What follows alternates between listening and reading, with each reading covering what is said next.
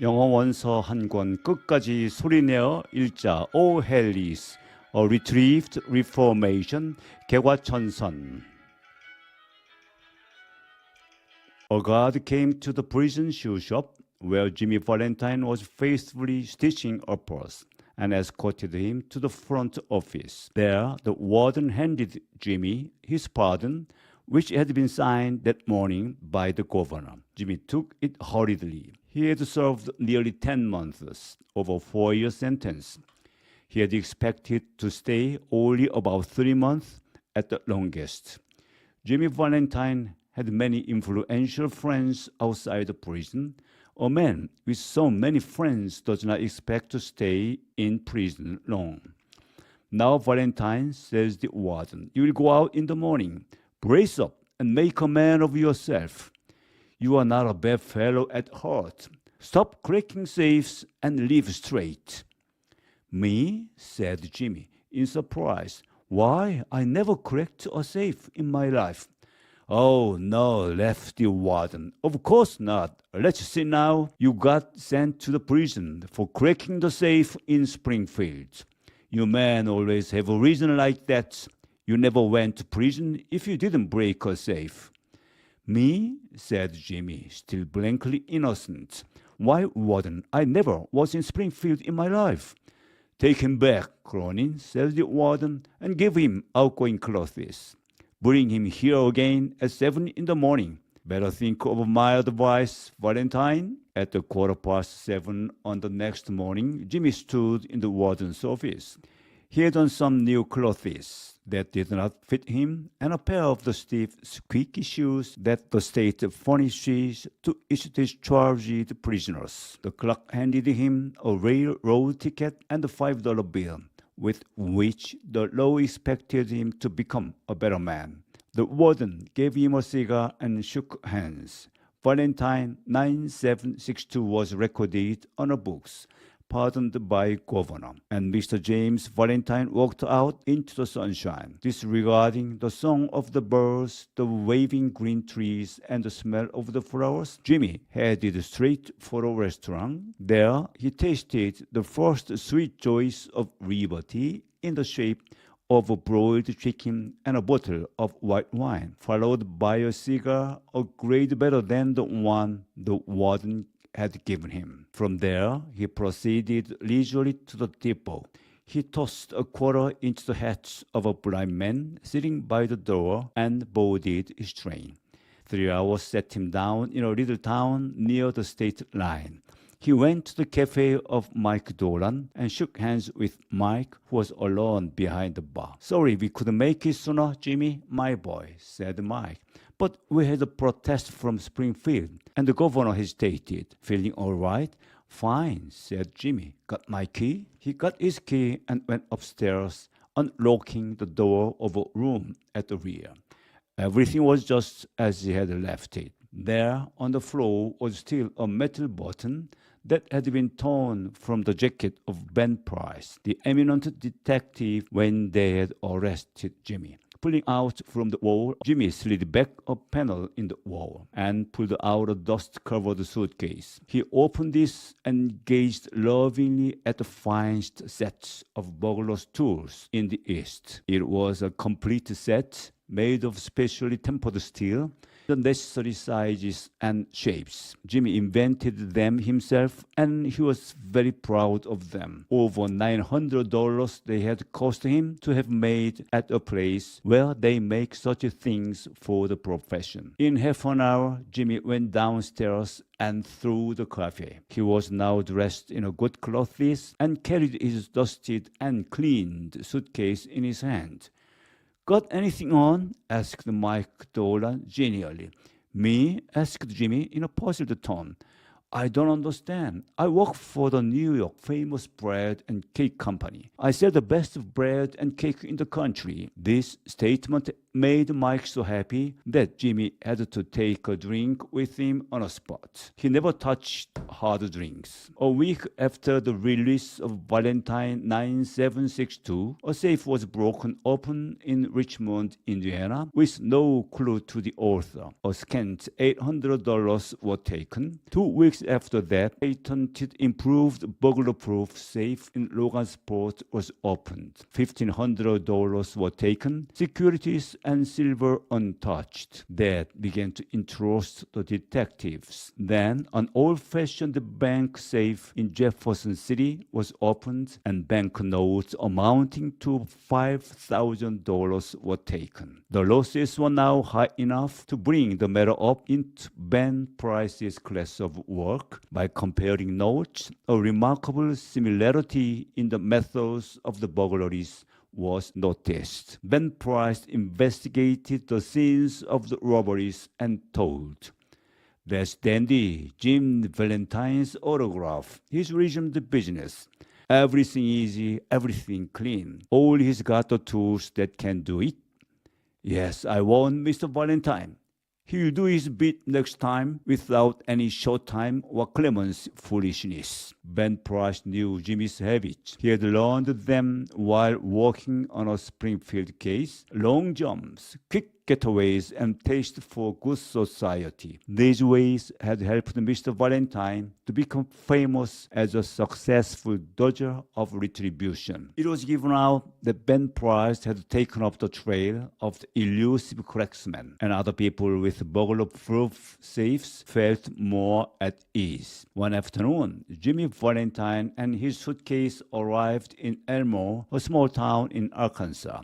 Jimmy, looking as young as a college boy, walked to a hotel. A young lady crossed the street, passed him at the corner, and entered a door. Over the door was a sign, "The Elmore Bank." Jimmy Valentine looked into her eyes, forgot what he was, and became another man. She looked away and had red cheeks. Young man of Jimmy's styles and looks was scarce in Elmore. Jimmy saw a boy near the steps of the bank and began to ask him questions about the town, handing him dimes at intervals. After a time, the young lady came out, looking unconscious of the young man, with the suitcase, and went her way. "Isn't that young lady Polly Simpson?" asked Jimmy. "No," said the boy. "She's Annabelle Adams. Her father owns this bank. What did you come to Elmore for? Is there a gold watch chain? I'm going to get a bulldog. Get any more dimes?" Jimmy went to the Planters Hotel and reserved a room by name of Ralph D. Spencer. He leaned on the desk and told to the clerk that he had come to Elmo to go into business. How was the shoe business now in the town? He had thought of the shoe business. Was there already a good shoe shop? The clerk was impressed by the clothes and manner of Jimmy. He was happy to talk to him. Yes, Elmo needed a good shoe shop. There was no shop to sell the shoes only. The dry goods and general stores handled them. Business in all lines was fairly good. He hoped Mr. Spencer would decide to locate in Elmo. He would find it a pleasant town to live in and the people very sociable. Mr. Spencer thought he would stop over in the town a few days and look over the situation. No, the clerk didn't call the boy. He would carry up his suitcase himself. It was rather heavy. Mr. Ralph Spencer, the phoenix that arose from Jimmy Valentine's ashes, left by the flame of a sudden attack of love, remained in Elmo, and business was good. Socially, he was also a success and made many good friends, and he accomplished the wish of his heart. He met Miss Annabelle Adams and became more and more captivated by her charms. At the end of a year, the situation of Mr. Ralph Spencer was this. He had won the respect of the community. His shoe store was flourishing, and he and Annabelle were engaged to be married in 2 weeks. Mr. Adams, the small-town banker, approved of Spencer. Annabelle was very proud of him. He seemed already to become a member of the Adams family. One day, Jimmy sat down in his room and wrote this letter, which he mailed to the safe address of one of his old friends in St. Louis. Dear old pal, I want you to be at Sullivan's place in Little Rock next Wednesday night at 9 o'clock. I want you to wind up some little matters for me, and also I want to make you a present of my kit of tools. I know you will be glad to get them. You couldn't duplicate the lot for $1,000. Say, Billy, I've quit the old business a year ago. I've got a nice tour. I'm making an honest living, and I'm going to marry the finest girl on earth 2 weeks from now. Is the old life, Billy, the straight one? I wouldn't touch $1 of another man's money now for $1 million. After I get married, I'm going to go further west. I'll never see anyone who knew me in my old life. I tell you, Billy, she's an angel. She believes in me, and I wouldn't do another crooked thing for the whole world. Be sure to be at Sully's, for I must see you. I'll bring along the tools with me, your old friend Jimmy. On the Monday night, after Jimmy wrote this letter, Ben Price arrived quietly in Elmore in a buggy. He moved slowly about the town in his quiet way. He found out what he wanted to know. Across the street from Spencer's shoe store, he got a good look at Ralph D. Spencer. You are going to marry the banker's daughter, are you, Jimmy? Said Ben to himself softly. Well, I don't know. The next morning, Jimmy took breakfast at Adams's. He was going to Little Rock that day to order his wedding suit and buy something nice for Annabelle. It would be his first trip out of Elmo. It was more than a year now since those less professional jobs, and he thought he could safely venture out. After breakfast, most of the Adams family went down together. Mr. Adams, Annabelle, Jimmy, and Annabelle's married sister with her 2 little girls aged 5 and 9. They came by the hotel where Jimmy still stayed, and he ran up to his room and brought along his suitcase. Then they went to the bank. There stood Jimmy's horse and buggy and Dolph Gibson, who was going to drive him over to the railroad station. All went inside, Jimmy included, for Mr. Adams's future son-in-law was welcome anywhere. The clerks were pleased to see the good-looking, agreeable young man who was going to marry Miss Annabelle. Jimmy put down his bag. Annabelle, whose heart was bubbling with happiness and lively youth, put on Jimmy's hat and picked up the suitcase. How do I look? She asked. My Ralph, how heavy it is. Feels like it was full of gold bricks.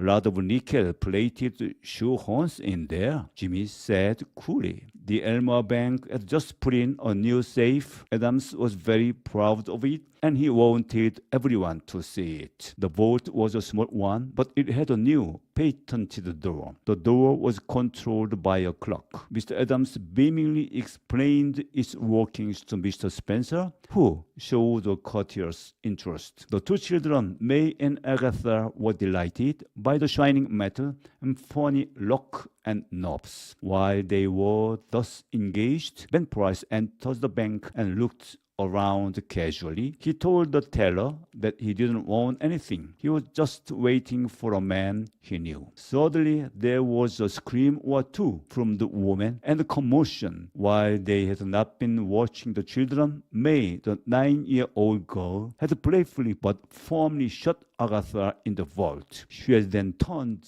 the knob of the combination as she had seen Mr. Adams do. The old banker sprang to the handle and tugged at it for a moment. The door can't be opened, he groaned, and the clock, I hadn't said it yet. Agatha's mother screamed again hysterically. Quiet, said Mr. Adams, raising a shaking hand. All be quiet for a moment. Agatha, he called as loudly as he could. Listen to me. During the following silence, they could just hear the faint sound of the child, wildly shrieking in the dark vault in a panic of terror. My precious darling, wailed the mother. She will die of fright. Open the door or break it. Can't you men do something? Isn't a man near them, Little Rock, who can open that door? Said Mr. Adams in a shaky voice. My God, Spencer, what shall he do? That child, she can't stand it long in there. There isn't enough air, and besides, she'll go into convulsions from fright. Agatha's mother, frantic now, beat the door of the vault with her hands. Somebody wildly suggested dynamite. Annabelle turned to Jimmy, her large eyes full of anguish, but not yet despairing. To a woman, nothing seems quite impossible to the powers of the man she worships. Can't you do something, Ralph? Try, won't you? He looked at her with a queer, soft smile on his lips and in his keen eyes. Annabelle, he said, give me that rose you are wearing, will you? Hardly believing that she heard him rightly, she unpinned the bud from the bosom of her dress and placed it in his hand. Jimmy stuffed it into his vest pocket, threw off his coat, and pulled up his shirt sleeves. With that act, Ralph D. Spencer passed away, and Jimmy Valentine took his place. Get away from the door, all of you, he commanded shortly. He put his suitcase on a table and opened it flat. From that time on, he seemed to be unconscious of the presence of anyone else. He laid out the shining, queer implements swiftly and orderly, whistling softly to himself as he always did when at work. In a deep silence and immovable, the others watched him as if under a spell. In a minute, Jimmy's pet drill was biting smoothly into the steel door. In 10 minutes, breaking his own burglarious record, he opened the door. Agatha, almost collapsed but safe, was gathered into her mother's arms. Jimmy Valentine put on his coat, picked up the rose, and walked to the front door. As he went, he thought he heard a faraway voice that had called him Ralph. He once knew it, but he never hesitated. At the door, a big man stood in his way. Hello, Ben, said Jimmy, still with his strange smile. You are here at last, aren't you? Well, let's go. I don't know that it makes much difference now. And then Ben Price acted rather strangely. Guess you are mistaken, Mr. Spencer, he said. I don't believe I recognize you. Your bug is waiting for you, isn't it? And Ben Price turned and strode down the street.